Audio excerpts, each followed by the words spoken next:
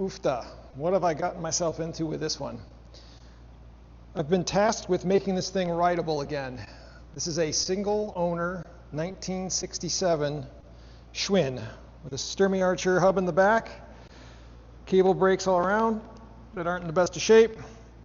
It's been in a barn for probably about 35 years. Well, let's see if we can get this thing running.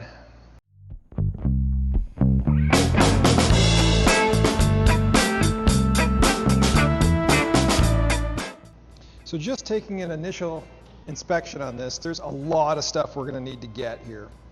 I do have some parts for bikes like this Schwinn. In fact, I think I have the male version of this frame hanging in my garage shop. And I should have some parts we can use to make this look a little bit better. I'm going to clean it up as best I can, but obviously you can see that the fender is pretty rusty. The bottom bracket is a one-piece style that's pretty roached, it's pretty rusty. I'm gonna have to get that apart and try and see if we can't get some fresh grease in there. A lot of these accessories, I don't know if I'm putting them back on because they aren't going to function, and I think they'll just take away from the aesthetics of the bike. I'll probably leave the headlight on just as something to make it look right, but I don't think it's gonna be hooked up to this generator just because I think the generator is probably not gonna work. I just don't like the way that those kind of complicate things, having the wires wrapped around and stuff. It doesn't look right. So I think we're going to leave that off, but I'll put the headlight on to keep the aesthetic. This bike was made in '67, so that hub shouldn't be the SW hub that was like the blue bike that we did. The blue one was from the 50s that had an SW hub on it, which has got a completely different internal. It's very, very strange. In fact, that bike is still here. Hopefully that video is out by the time you see this one, but that bike is still here. You'll see it in the background because I'm still waiting on parts to come in for that.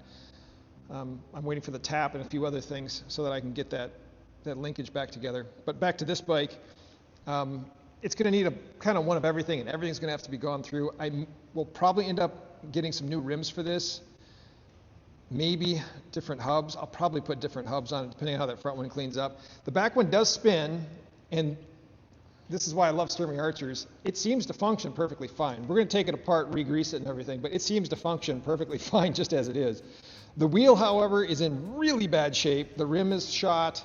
The spokes are completely mangled. In fact, one of them looks like it's completely rusted out here, or rusted off rather.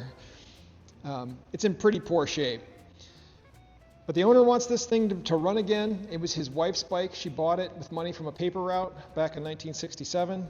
And she wants to ride it again, so we're going to make that happen. This thing was so heavy, my stand really does not like it.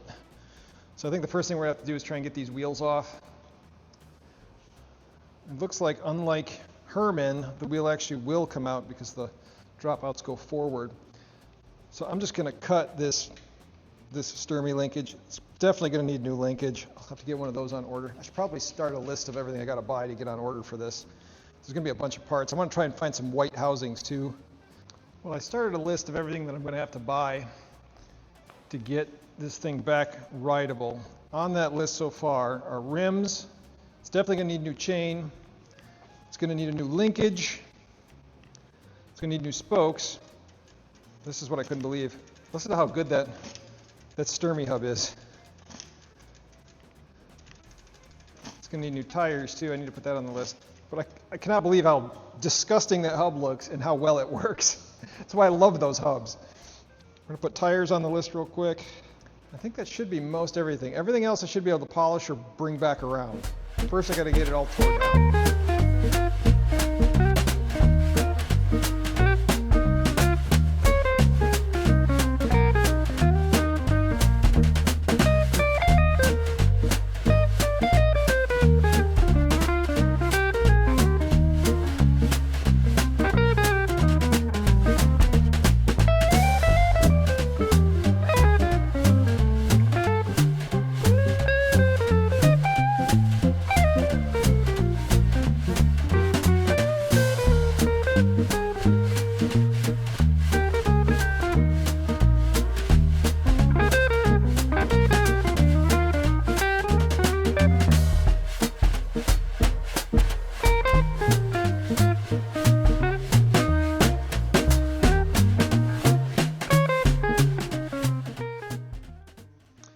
got it mostly cleaned up here. So unfortunately, there was a lot of rust down here, like I was thinking there was going to be. Down right by the bottom bracket here. Very, very rusty. I'm still going to try and scrub a little bit more of this out, but I can't scrub too hard because it is kind of taking the paint off. Especially right here with the Schwinn. It doesn't look too bad on this side, but over on the other side, it's kind of pretty much obliterated. So I spoke with the customer via email and asked him if he wants me to try and replace these, because I can remake these with a vinyl graphic that goes over top of this.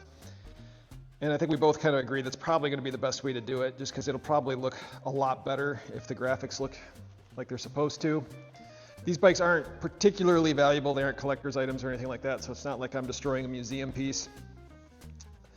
So I think in the spirit of making it look as good as humanly possible, we're going to remake those. I know down in the comments there's probably going to be people pretty angry at me for that, but I kind of agree with the customer that I think that's going to be the best way to go about making this look as good as humanly possible. So we're going to redo that one. The ones I'm not sure about though are going to be these ones on the chain guard, because this one is basically coming off. Every time I come near that one, it gets thinner. Breeze is on there pretty good, but I may clean this up and try and reprint those as well. Just kind of try and make it look better. It kind of depends on how this chain guard cleans up. One other thing that was kind of interesting when I did this, I've always wondered how these frames were constructed when I saw them, because if you so I braze frames together, and every time I see this, I just try and think in my head, like, what in the heck did they do to make it that way? I mean, is this all just bronze in here? And I mean, this is just like gobs of bronze. Is that how it looks in there? Because I've never actually broken one of these things down all the way to kind of take a look at it. And it's kind of interesting looking at it from a manufacturing perspective. So if you look down in the head tube, you can see, I think this is actually cast. You can see the flash down there. I think this whole front of this frame is actually an investment casting. So what I think they did, just looking at it, is I think this whole section here in the down tubes, I think this is a casting from there to there. This is all cast as one part. And then if you look inside the bottom bracket down here, I think that bottom bracket is a casting as well. Especially if I flip this upside down, you can see where I think the mold for the, this is where I think the mold for the investment casting was right there. But yeah, I always wondered how they made these frames, and this kind of explains why they're so heavy, because they feel like cast iron, and I think to a certain extent they kind of are cast iron. Because these frames are extremely heavy. Like this bike, when it's assembled, is probably a solid 45, 50 pounds. I mean, they're heavy. And I think a lot of that is because they are quite literally cast iron, or something close to it. So kind of an interesting way of constructing a bike. Now I printed new decals. So let's see if I can make this work. I'm extremely nervous about making this look right on here. So we're going to start with the star, because that's probably the easiest part. So there's a new star. You just see the old one underneath there. So, oops. All right. Decals.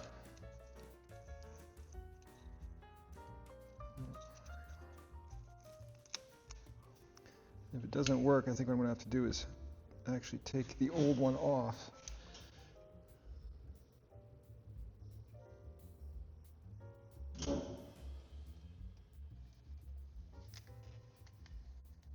That's pretty close. All right, so now we're going to have to. There we go. That looks so much better now. And here's what it looks like with its new labels. I think it turned out pretty okay. Actually, I think it turned out pretty darn nice. So that'll give you some idea what it'll look like once we get the chain guard back on. I think it's gonna look pretty good. I did have something else hilarious kind of happen. A friend of mine brought his bike in for me to fix the tires on, and it turns out it's built out of the same frame.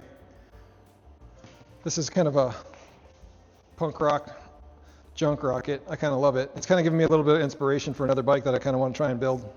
Now that I see it, I kind of love this bike. This is like everything that I want to highlight in bicycles, because this was put together for like $100 and it's been perfectly functional. He used this for his main transport for a big chunk of his life.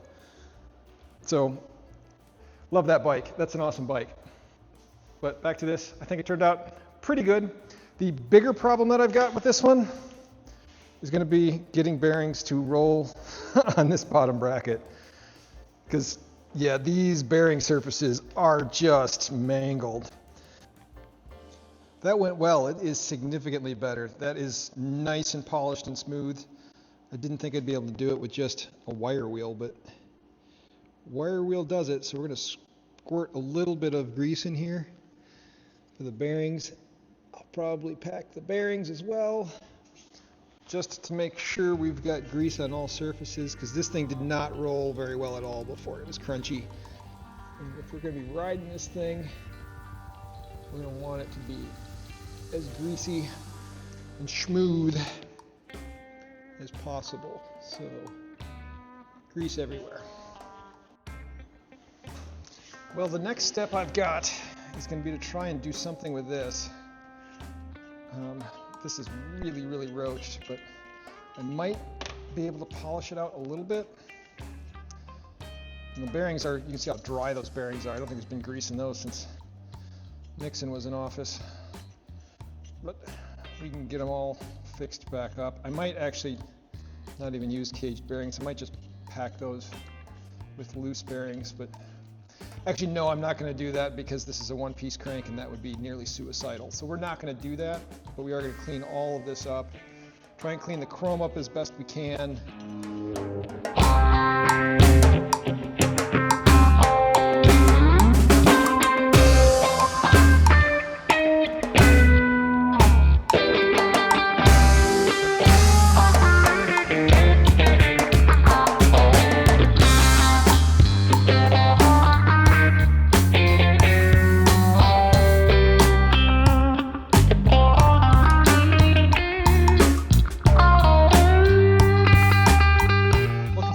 It was before. I think it actually turned out pretty decent. I mean, the non-drive side is kind of a foregone thing, but we got a little bit of chrome up here we can salvage. All in all, it didn't turn out half bad. I'll probably polish it up a little bit more once I get it on the bike. Looking at these bearings, there's a lot of rust and debris and crap in here, and I just don't know that I'm ever going to be able to get these clean. So I was organizing all of my stuff, and I found that I actually have a set of replacement bearings that'll fit this, so I'm just going to go with the replacement bearings. So I'm going to pack these with grease and get the whole thing started and put back together, and then we can start working on to the rear wheel. The rear wheel is going to be interesting. Let's try and get this back in here. This is always a challenge. So don't touch the walls, don't touch the walls. I got the other bearing in there, so we can do that. Alright, not as bad as I thought it was going to be. Okay, and we can slide the other bearing on, like so. Put on. Gotta remember this is a reverse thread on the non-drive side, which is hard to get my brain around. There we go. Alright, and then I have to go get my Nip-X so I can lock that sucker down. That is so much better than it was rolling before. It was all crunchy before. That's way better. Alright, we're starting to look like progress now. Let's get some of the other funk from that grease, because it's impossible to install a one-piece bottom bracket without covering everything in grease. So there we go for that. That's not half bad. Let's get like a little bit more. I just want to get some more shine, more shine. I need more shiny bits to hide your eyes from the rusty bits. All right, so looking at this back wheel, a few things jump out to me. First is these spokes are not even close to salvageable. So worst case scenario, we're gonna have to put a whole new rim and spokes in it, but best case scenario, it has to have spokes. Because I mean, some of these are rusted off at the bottom, and I bet you, if I squeeze hard, I bet you I can snap a couple of these. I'm still shocked at how good a condition this hub is in. I'm very optimistic about that hub being perfectly fine. The rest of the wheel, however, I think is garbage. And I believe this is a 26-inch. So I think I'm going to probably upgrade this to a new rim. Well, a new used rim, because I know I have 26-inch rims that are in better shape than this. Pretty sure this is the 26-inch. Well, at any rate, I will measure it, but I'm pretty sure this is a 26-inch wheel. And we are going to probably put a new rim on this. So step one is going to be cutting all these spokes off. So this porcupine looking thing is the hub now that I've cut it out of the rim. So next I'm going to have to get all these spokes out so I can take some measurements to order the next set of spokes for the next rim. Because I'm going to order a new rim for this one just to make it a little bit easier, because that other rim was just shot. But in order to get these spokes off, I'm going to have to get this cog off. As you can see, this thing is very, very crusty. There we go. Still going to be good and free rolling. So I'm going to get this cleaned up. We'll go from there.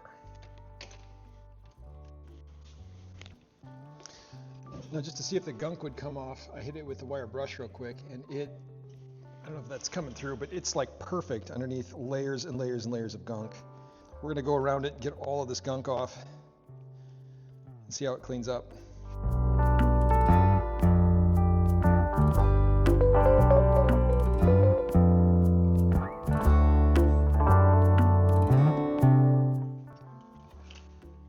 I am just completely blown away by how well that polished out.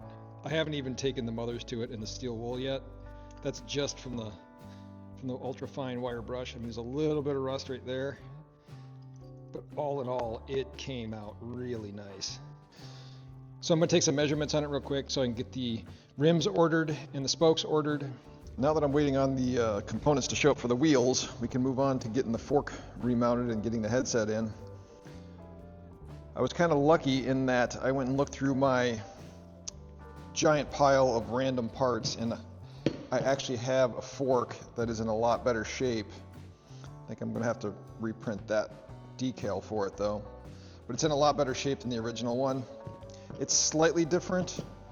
If you look at how this tapers, this is off of the male version of the bike, so it's got the non-tapering version, but I think it's going to look a whole lot better. I got kind of lucky in that the stems are pretty much exactly the same length, so we can use those fine. This is actually after I already gave this a quick wash down, and all of this is kind of embedded in. It's in really bad shape, so I don't think I'll be able to repair that. So we're going to use this fork.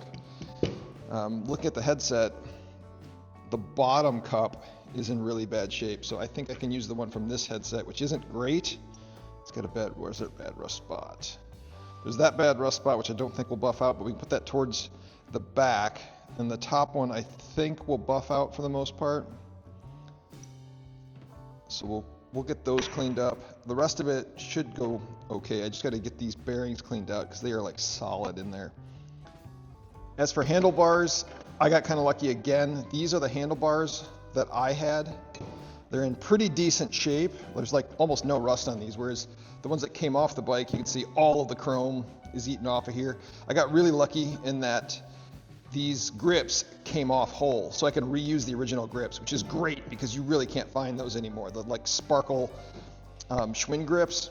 So I can reuse those, and I can fit those to these much nicer bars off of a salvage bike that I had, so we can make the handlebars look a lot better. I was really happy about that because it was going to suck getting this thing all cleaned up, getting it all polished out where I can, and then having to put these terrible looking bars back on it. So we're going to put these to the side. I'll give those back to the owner because they're the originals, but I think we're going to use these because they're going to look a whole lot better than what was originally on that bike. I was also able to polish out the stem, so the stem looks pretty decent. So once this all gets put back together, it ought to look really great.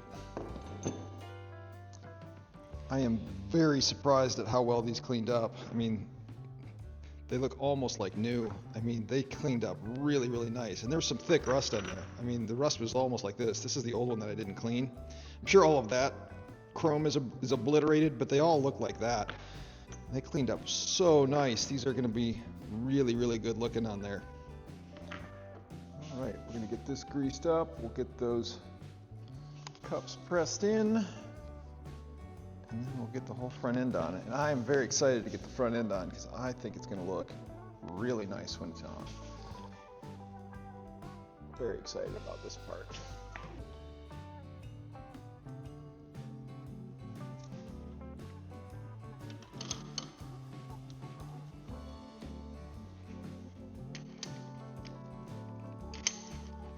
The bottom one's already in. All right, and that's why you use grease. Makes that 1,000 times easier. Look how nice that looks.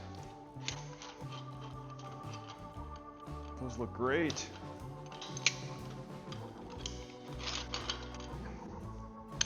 That looks fantastic.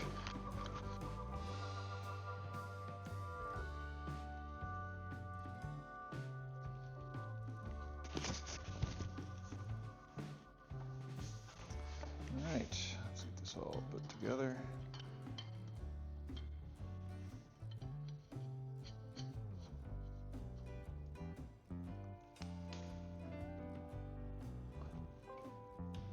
Give it a good, that's about right.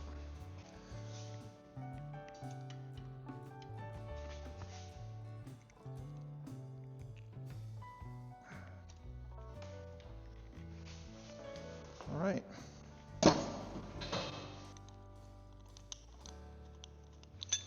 Shinies.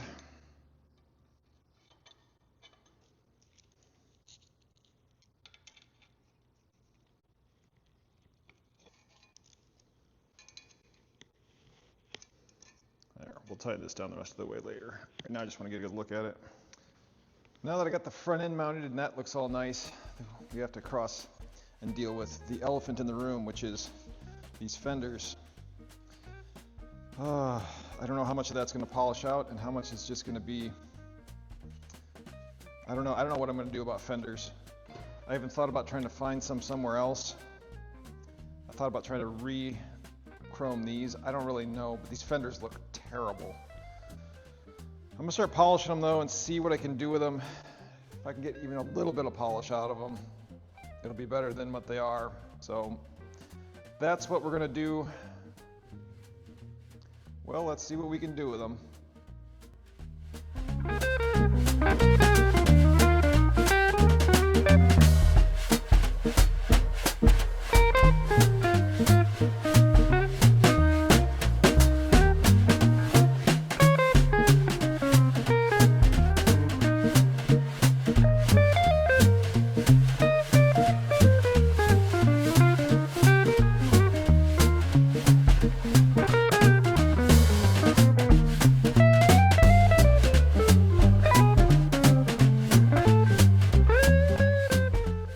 So it did polish out a lot better than I thought it would. There's still parts where there's just no chrome left.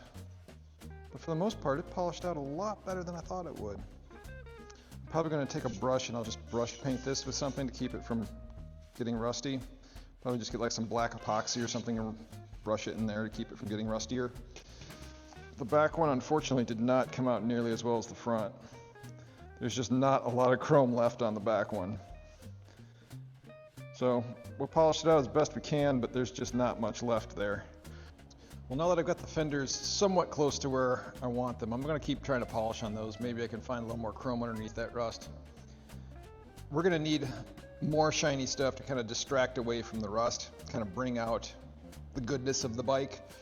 So the next step is going to be these brakes. Luckily for us, these are aluminum, which means once I disassemble them, I can polish these out pretty much to look like mirrors, because Aluminum is great for that, especially cast aluminum, because it's soft, so it polishes out really, really nice. So I'm just going to take these apart and then run them over to the buffing wheel and get these all polished out so we can get our fenders mounted. And we can kind of see what the whole thing looks like all at once with everything mounted.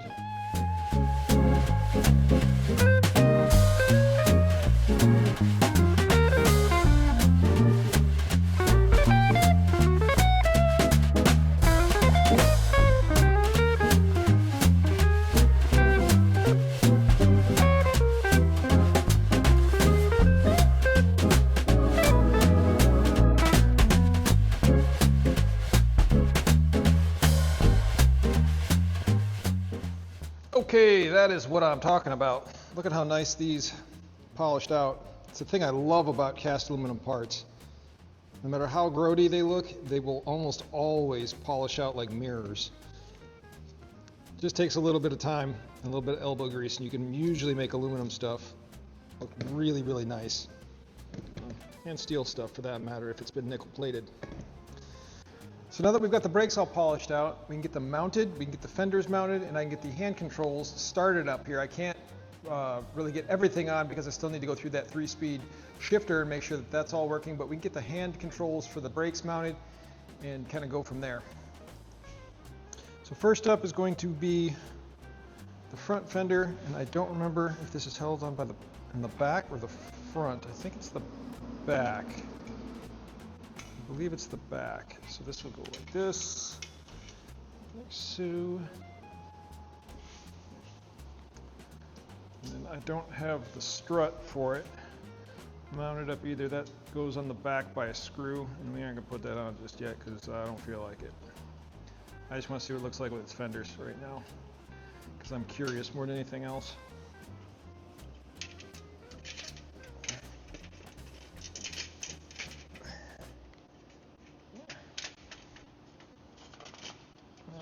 That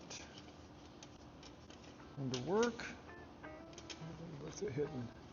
Oh shoot, it's hitting my stand. Nope, this must go behind it. Perfect. That doesn't make it more complicated at all. And that goes there. That goes there. I'm gonna have to find a new piece of hardware for that bottom one because I don't want to use that same bolt, because that was a pain to get out. All right, that looks a lot better. A lot better than it did. It doesn't look perfect, but it's got character. It's got a lot of character. This is gonna be a cool bike when it's done. Just a quick contrast of what they look like before and after they're polished out. So this should help add a little bit of bling to them as well. Couldn't get them completely polished out. You can see there's some spots where it's pretty pitted and I can't go all the way down, but they definitely look a whole lot better than they did. So we'll get these finished up, get these mounted, and then I can do all of the brake cables as well. All right, so I went and made some new cables now that I've got my white cable in. All I gotta do is get it all strong. I'm just going to kind of rough all of this in because I don't really want to go and lock everything down, because there's probably going to be adjustments that need to be made. There's a little grommet that goes on there, and then that locks in here, and another little grommet goes on here. This locks in the other side.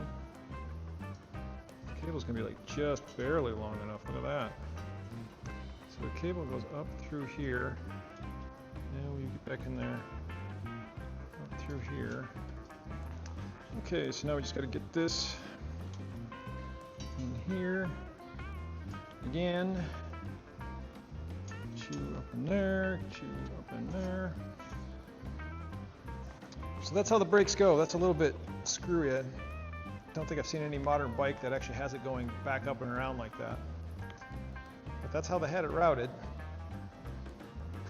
Actually, I wonder if this is upside down. I bet I've got that upside down the more I look at that. Well, dang it, let's fix that. So it's been a minute or two since I've been able to work on the green Schwinn because I've been waiting on parts. Good news is they arrived today, so we can make hub parts, talk with spoke parts, and then talk with rim parts that will then talk to tire parts so that we can get this thing going again.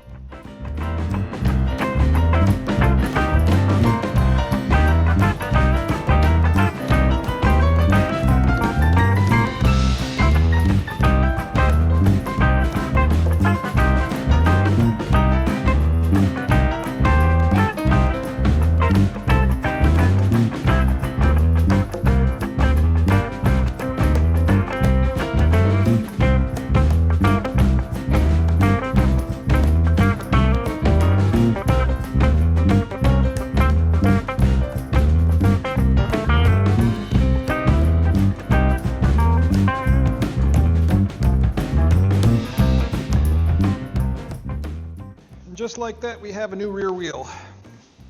So this is the original hub with a new rim, new spokes, new tire. Went with a brown wall tire because I couldn't find white. If I could find white wall, I probably would have gone with that, but I did not see it in my normal sources. So I think the brown wall looked pretty good too, though. So we're gonna go with that. What is going on here? Oh no! Ever do something stupid and not realize it until it's way too late after you've done a shitload of work? Well, I have. Want to hear about it? I looked at this rim and it said 26 on it. This is the original rim that came off the bike. It said 26 3/8. I didn't think much of it. I thought, oh, 26-inch rim, we're gonna go order a 26-inch rim. So I went and ordered a conventional 26-inch rim, the one that we're all familiar with a 559 millimeter bead diameter. They showed up. Ordered the same tires for them, good to go, everything's great. Put them in the wheels, or put them on the hubs. Till I realized, right, this is an old ass Schwinn, so it's not 550 millimeters, it's 590. So, yeah, I didn't think about it when I ordered the rims. I ordered a conventional 26-inch rim instead of an old Schwinn 26 by 1 3/8, or a 37 by 590. So, yeah. The wheels have the wrong rims on them, kind of. But the more I think about it, the more I think I'll just leave it like this because I think this is actually better. If this was my bike, I would rather have these on it because I can't find these rims anywhere. I could find these rims in one place, but they're 40 hole and I need 36. These rims, however, are a newer design. They're aluminum and they'll run a tire that's a lot easier to find. You can find tires for this rim size. You can find them kind of all over the place. They're usually really shitty Chinese tires, but you can find them. Whereas a conventional 26-inch wheel that comes on, any hybrid or fitness mountain bike, they come in all kinds of stuff. There's a wide diversity of tires and you can get them just about anywhere. You can get them at Walmart, you can get them heck, you can probably get them at hardware stores or anywhere, So I think I'm going to go ahead with these rims and just retrofit the brakes down a little bit. I'll make an adapter and I'll nickel plate them so they look nice. And I'll adapt those down about a ½ inch so that it can run these rims. There is a bit of space between the fender and the tire. I don't think you're gonna notice it that much once it's on the ground. In fact, I think you probably won't notice it hardly at all. I mean, the reason why it looks so drastic right now is because this is like right up in our grill. But as soon as this goes on the ground, I think it'll be fine. I've done similar stuff like that before. In the background, you can probably see my Schwinn that was born with 27-inch wheels, but it's running 700Cs now. I had to adapt the brake down on that one as well by making an adapter. So it's nothing that I haven't done before. It's just I wasn't anticipating it on this, and if I had been thinking ahead of time, I might have been able to avoid it if I could find a 36-hole Schwinn 26-inch rim. Right, welcome back to the Green Schwinn project. It's been probably about 2 weeks or so since I've worked on this one. I've actually put out the video on my wife's bike, been working on a couple other videos, and I'm finally getting back to this one. This weekend, I was able to take a little bit of time and come up with a solution for the problem with the rims. I basically got to thinking about, if this were my bike, how would I want to solve this problem? And I think what I would do if this was my bike and I was going to be riding it again, I would want modern 26-inch wheels so I could find tires easier and so I could have aluminum rims, because these aluminum rims are a pretty big upgrade over the really heavy steel rims that usually come with these. Any reproduction rim that I could find for this, they were all a heavy steel rim. None of them were a decent aluminum rim. So this is a pretty significant upgrade to this bike, having these rims. That being said, however, I do recognize that I think the customer might want the original size rims on this, even if it is hard to find tires for it. So what I did was I found a donor bike that if they want to go that route, I'm going to give them the option to go both ways. I'm going to present it with what I've got here, and then I'm going to give them the option that if they do want to go back to the old style rim, I have a donor bike that I can get rims off of, and I can relace those with better spokes, and either with their rear hub or with the hub that's on it. But I can get those cleaned up, and I can go either way that the customer wants. But like I said, I wanted to present this because I think this is a significant upgrade, and I just think it makes servicing the bike in the future a lot easier. The way I solved the brake problem was I made some small adapters that basically just take the brake pads down about a ½ inch to an inch so that they will actually impact the rim where it needs to impact it. So now we do have working brakes. But as you can see, this does extend out how far that brake caliper has to reach, so it does put a little more stress on the caliper itself up top. I don't know if that's going to cause a problem in the future, but it is very possible that it could. So I just wanted to acknowledge that going forward as well. That being said, I've done this on a handful of other bikes where I've extended brakes out or I've put longer reach calipers on them, and I've never really had a problem with it. I did the front ones already. I still have to install the adapters on the back yet, but once I get those on, I think the back will be ready to go. And I think other than that, we're pretty much ready to throw a chain on this, throw a shifter on this, finish the brakes, and then we should be good to go. All right, so let's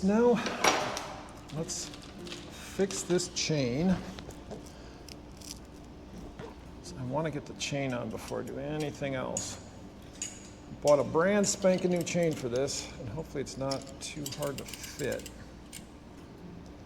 This park chain tool, this park chain tool was kind of a game changer for me. So much easier than the cheap one was. All right, let's get you all keyed up. Okay, now that is there, I can work on these brakes. So I didn't want to put the adapters on there until I saw how deep the wheel goes, or how far down this way is, because obviously you have to adjust for the chain length. So I didn't want to put it on there until then. Okay, and then this adapter is threaded. We've got two bolt sizes. We've got a short one and we've got a long one. So the short one goes on the top.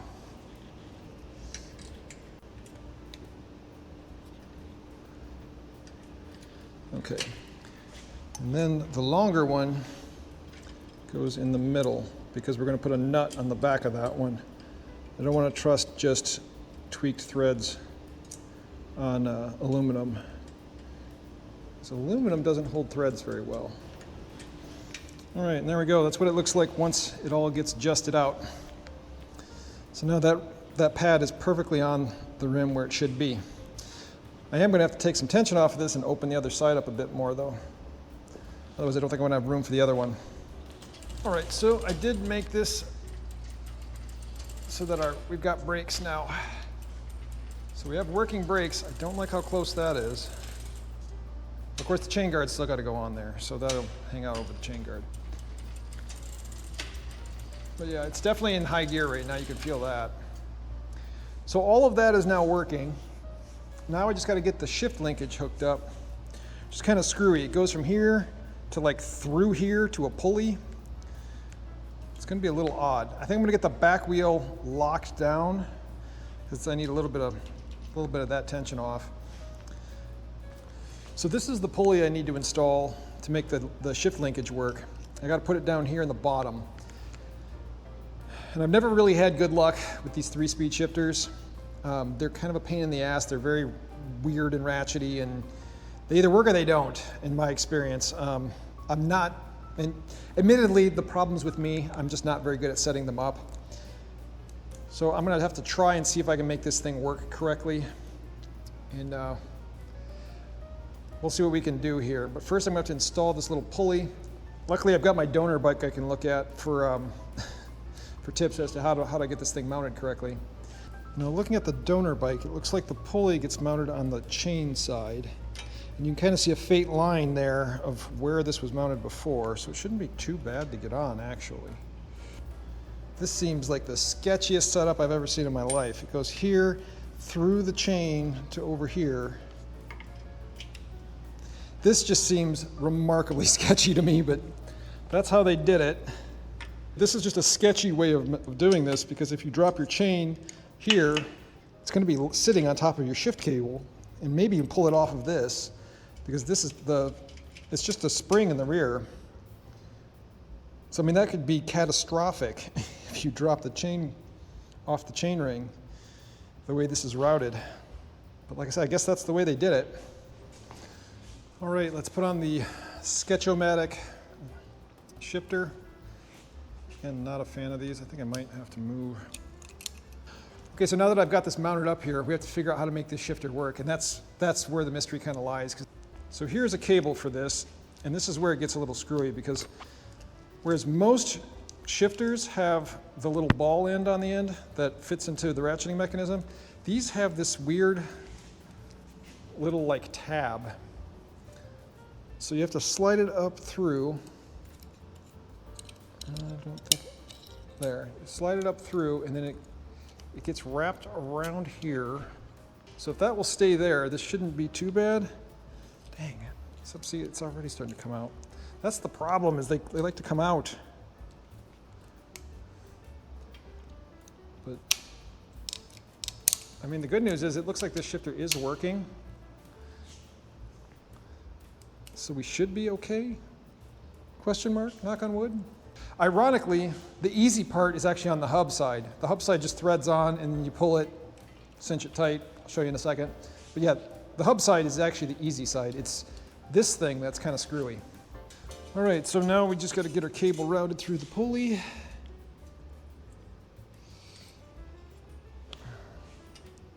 And then from there, this goes through this hole. There's the hole right there. All right, see what I mean about that just being sketchy? Doesn't that look like it's just asking for catastrophe? If this falls off and hits that cable. This whole thing just looks like you're playing with danger here. Hold you there.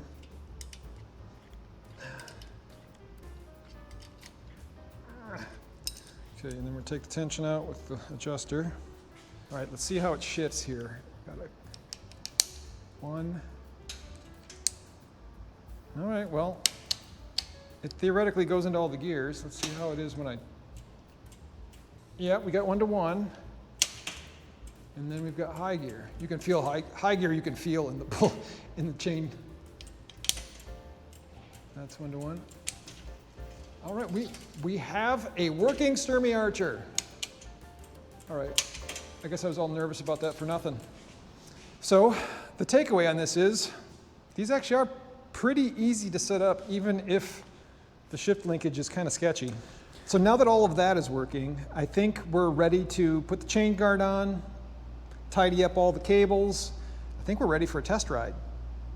So that's pretty awesome. So I'm going to get everything set up. We'll put the chain guard back on it, and we're going to go take it for a test ride. So the good news is most of the stuff that I'm doing now is kind of just like the pedantic little, let's try and make it as good as humanly possible. It's all of the little tiny details, but like I've said before, it's those little details that make all the difference in the world.